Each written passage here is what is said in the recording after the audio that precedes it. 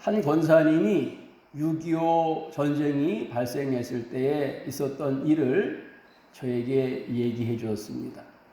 그분은 북한 원산에 사는 어마어마한 큰 부잣집 딸이었어요.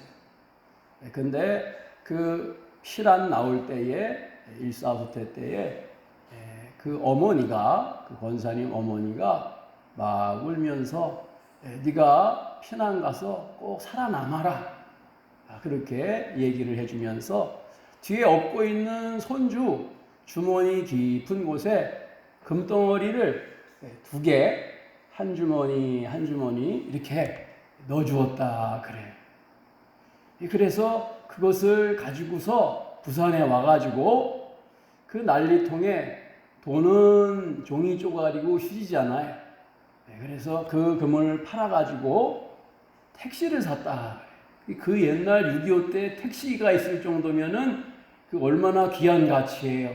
그래서 운수업을 시작해가지고 큰 성공을 하게 되었는데, 그때를 생각하면은 자신의 어머니가 참 지혜로웠던 여인 같다, 그렇게 말하는 것을 들었습니다. 금은 옛날부터 아주 귀중한 보석이지요. 금은 변하지 않는 가치를 가지고 있어서 결혼식 패물에도 금을 선물로 줍니다.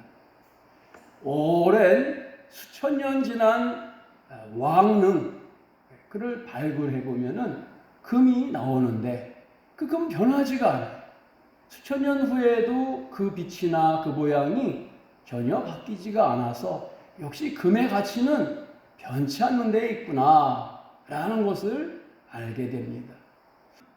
성경에도 나오는데, 성경에는 하나님이 거하시는 지성소를 완전히 금으로 둘러싸게끔 만들었고, 언약궤, 하나님이 그 위에 거주하시고 또한 그 안에 하나님의 말씀을 넣는 언약궤도 금으로 이렇게 덮어가지고 옷 입히게 했다 그랬습니다. 천국은 천국길이 뭐라 그랬어요? 황금길이다 그랬어요. 천국에 가면 황금길, 그 금이라는 것은 성도들의 믿음을 의미하는 것이고 영원히 변치 않는 가치를 가지고 있는 것이죠. 혹독한 상황 가운데에도 변하지 않는 가치를 그대로 유지한다. 그래서 성도의 믿음을 금보다 귀한 믿음이다, 금과 같은 믿음이다, 이렇게 표현합니다. 아브라함의 믿음이 믿음의 조상이라 이렇게 칭하였던 것은 그의 믿음이 어마어마한 가치를 가지고 있다, 그런 말이죠. 정금이라 하는 것은 순도가 99.9%. 그러니까 금을 만드는 과정을 보면 풀무불로 계속 열을 가하여서 금 안에 함유되어 있는 불순물들을 하나하나 다 걸러내는, 그래서 마지막에 금 순금만, 순도 높은 금만 딱 남게 만드는 그 과정을 거치기 때문에 정금이 귀한 것이다 라는 것입니다. 그래서 믿음을 금으로 비유할 때에 우리에게 가지고 있는 믿음이 정금과 같다라는 말은 우리가 가지고 있는 믿음의 순도가 높게 되려면은 우리 안에 있는 불순물들을 하나하나 거르는 작업이 전제되었다라는 것입니다. 그래서 우리가 마지막 결정체에 있는 금과 같은 믿음을 가지고 있다라는 표현으로 우리의 신앙을 말할 때에는 그가 이미 수많은 나 자신의 불순물을 다 걸러내는 작업을 통과한 사람이다 라는 의미를 가지고 있습니다. 그냥 교회 다니는 시간이 오래되었다고 그의 믿음이 금과 같다 말할 수가 없어요. 시간하고 비례하는 게 아니라 오늘 성경 말씀은 그가 예수를 위하여 당하는 환난, 고난, 불과 같은 시험, 그것을 어떻게 통과했는지에 따라서 그의 믿음이 순금과 같은 믿음, 온전한 믿음, 예수의 믿음, 천국의 믿음이라고 평가하는 것을 알 수가 있습니다. 베드로전서 1장 6절에 말씀하기를 그러므로 너희가 이제 여러 가지 시험으로 말미암아 잠깐 근심하게 되지 않을 수 없으나 오히려 크게 기뻐하는도다 그랬습니다. 시험이 오면은, 환난이 오고 근심이 오면은 우리가 염려하죠.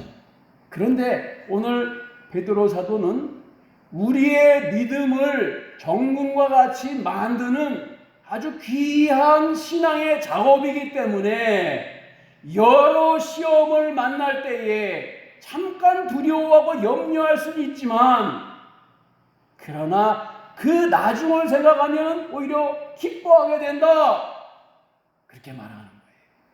이게 신앙의 굉장히 중요한 비결입니다. 여러 시험을 접할 때에 아이고 무서워라, 또 어려움을 만나는구나 라고 말하는 것이 아니라, 이 시험을 통과하면 내 믿음이 아브라함처럼 되겠구나, 예수님 닮아가겠구나, 베드로처럼 성장하겠구나 라는 것을 생각하며 기뻐하라 라고 말하는 것입니다. 베드로전서 1장 7절에 너희가 믿음의 확실함은 불로 연단하여 없어질 금보다 더 귀하여 예수 그리스도께서 나타나실 때에 칭찬과 영광과 존귀를 얻게 할 것이니라 그랬습니다. 이 시험이, 이 불시험이 예수님을 만날 때에 금은 사라지지만 이 믿음은 변하지 않아서 주님 앞에 칭찬과 영광과 존귀함으로 받을 것이다, 그렇게 말하고 있습니다. 우리가 고난 없이 신앙생활을 하는 것을 좋아하는 사람이 혹간이 있습니다. 나는 여태까지 살면서 어려움을 한 번도 당한 적이 없어요. 그 말의 의미는 내 신앙은 어려움을 조금만 만나면은 그 믿음이 홀라당 날아가고 믿음이 변질될 수 있는 위험한 믿음입니다 라는 말이에요. 그래서 자랑스럽게 여기지 말길 바랍니다. 수많은 시험, 불시험을 나는 통과했지만은 그 시험 가운데 생긴 믿음이 나를 지키게 했습니다. 내 믿음 그렇게 쉬운 믿음이 아니고 검증된, 예수님 신앙 앞에 검증된 신앙입니다, 이렇게 말할 수 있는 우리의 믿음의 순도가 되기를 축복합니다. 아멘. 환난이 없다라는 얘기는 예수님 앞에 설 때까지 내 믿음을 지킬 수 없다는 불안한 믿음이라는 얘기예요. 그래서 베드로는 성도들에게 불시험이 올 때에, 금이 연단할 때 얼마나 뜨겁게 막 달궈냅니까? 다 녹아버리지 않습니까? 나를 다 녹여버리는 것과 같은, 내 인생이 다 녹아버리는 것과 같은 불시험을 만날 때에 두려워하지 말라. 불시험을 도우시는 주님이 계시고 이기게 하시는 성령님이 계시는 것을 잊지 마라. 예수님이 공생의 사역을 시작할 때 제일 먼저 뭐부터 시작한 줄 아셔요? 가나 혼인잔치에 물이 포도주로 만드는 이적부터 시작하지 않으셨어요. 예수님의 이적은 가나 혼인잔치에 물이 포도주로 변하는 이적이 첫 번째 이적입니다. 근데 그 이적 이전에 성령님께 이끌려 예수님을 광야로 데려가서 마귀에게 시험받게 하셨다 그랬어요. 우리는 주목해봐야 돼요. 아니 그것도 마귀가 억지로 끌고 간 게 아니라 성령님께서 사랑하는 예수님을 손잡고 광야로 데려가셔서 누구에게 시험을 주라고 맡기셨다고요? 마귀에게. 그 마귀가 세 가지 시험 주지 않습니까? 그 마귀의 시험은 성령님이 예수님을 시험하라고 맡긴 그 시험 테스트, 시험장에서 만난 세 가지 문제였던 것입니다. 하나님께서 사랑하시는 예수님이 감당할 사명을 잘 감당하도록 만드는 첫 번째의 훈련 과정이 마귀의 시험이었다. 그렇다면은 우리들은, 예수님을 따르는 우리들은 주님께서 사랑하시는 자녀들이기 때문에 그 믿음이 신실하고 굳건하고 반석과 같은 교회를 우리 위에 세우시려면은 여러 가지 불시험을 통과하는 게 당연한 것 아니겠는가? 우리가 시험을 맞을 때에 예수님이 마귀의 시험을 예수의 이름과 말씀으로 당당하게 이기신 것처럼 우리 앞에 오는 불시험이 다가올 때에 두려워하고 근심하지 말고 잠깐 근심하나 그랬어요. 베드로가 잠깐 근심하나, 가만히 생각하니까 이게 근심할 일이 아니구나. 이것이 내가 통과하여 하나님께 존귀하게 쓰임받고 마귀를 예수의 이름으로 납작하게 눌러버릴 기회구나. 사랑하는 여러분, 마귀와의 싸움에서 시험은 반드시 오는 것입니다. 그들과 싸워 이기려면은 그 시험에서 이기는 게 중요한 것입니다. 필수 코스라는 얘기예요. 베드로전서 4장 12절에 사랑하는 자들아 너희를 연단하려고 오는 불시험을 이상한 일 당하는 것 같이 이상히 여기지 말라. 나는 예수님을 잘 믿는데 왜 이렇게 불시험이 와서 나를 그냥 녹아버리게 만들려고 하나? 그렇게 이상하게 생각하지 마라. 그건 당연한 것이다. 그 코스가 반드시 있어야지 내 믿음이 인정되는 것이다. 시험이 없다? 그러면 내 믿음이 진짜 신앙인가? 마귀가 나를 진짜 무서워하는가? 그렇게 생각해야 되는 신앙이다. 그렇게 말하는 거예요. 그냥 시험이 아니라 우리의 육신의 자랑, 이생의 헛된 것들, 교만들, 생각과 고집을 완전히 태워버리려고, 그래서 온전한 믿음만 남기려고 우리를 불과 같은 시험을 주고 그 시험 끝에 하나님만 바라보게 하려고 하신다 그랬어요. 고린도후서 1장 8절에서 9절에 바울은 베드로가 불시험이라 표현한 시험을 바울도 겪었겠죠. 당연히. 바울은 이렇게 말하고 있어요. 살 소망이 끊어졌다.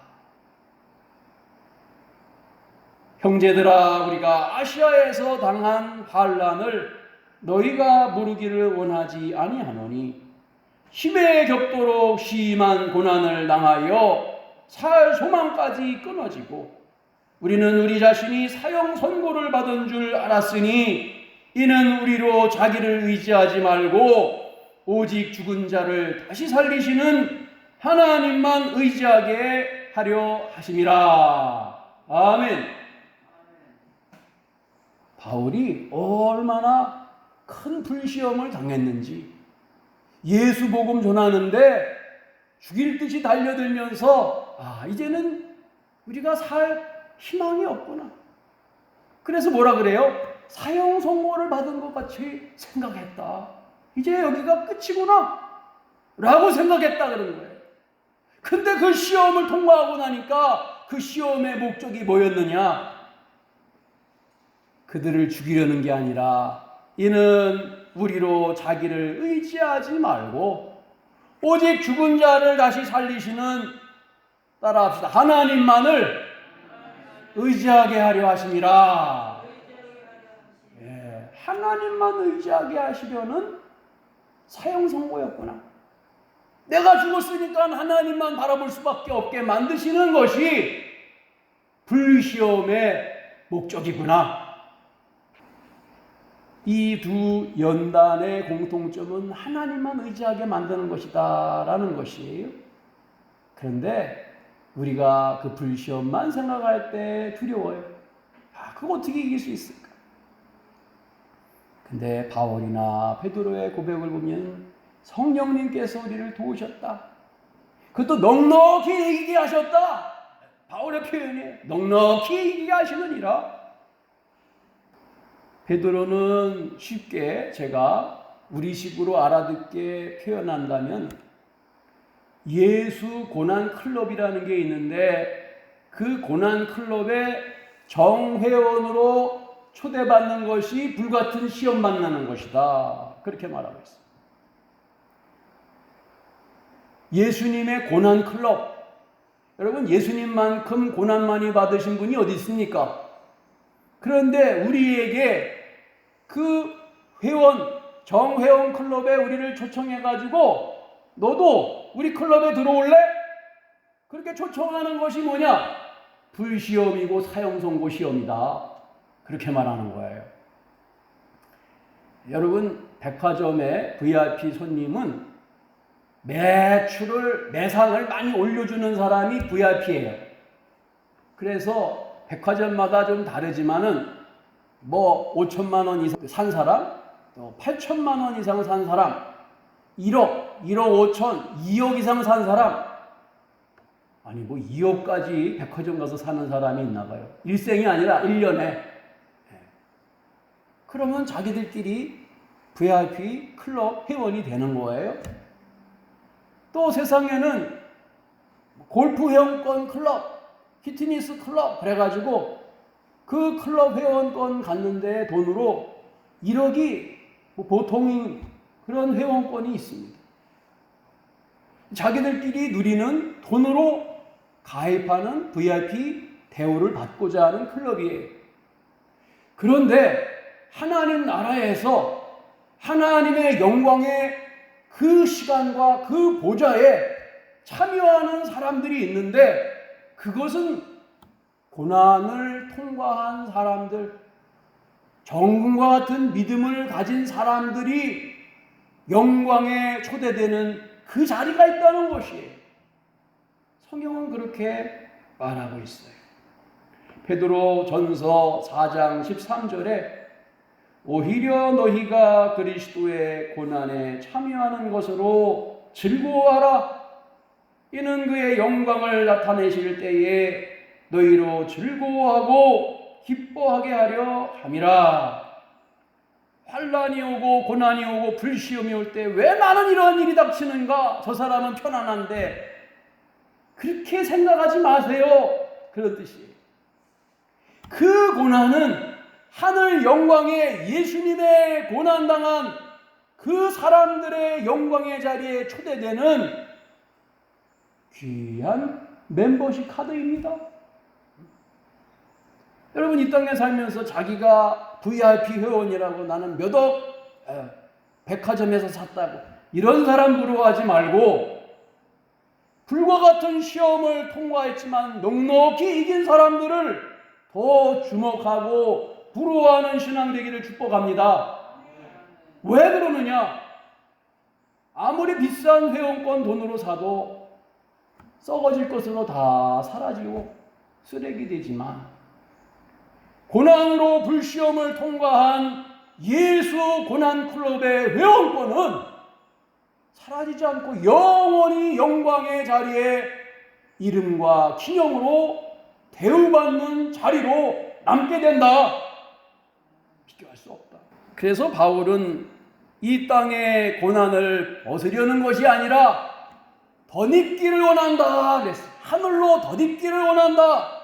고린도후서 5장 2절에 참으로 우리가 여기 있어 탄식하며 하늘로부터 오는 우리 처소로 덧입기를 간절히 사모하노라. 아멘. 여러분, 이 세상 살 때 이 세상 사는 게 힘들고 질고가 있고 호흡하는 것 자체가 지루하다고 탄식하지 말고 바울의 탄식은 뭐냐? 하늘에서 오는 처소로 덧입기를 나는 원한다. 하나님 나라로 덧입기를 원한다. 천국에 빨리 가는 게 목적이 아니라 영광의 자리에 참여하는 자가 되는 그 시간이 기다려지기 때문에 내가 덧입기 원한다. 영광의 시간이 참여되려면은 고난을 통과해야지 되죠. 환난을 통과해야 되지요. 사형 선고를 받아야 되지요.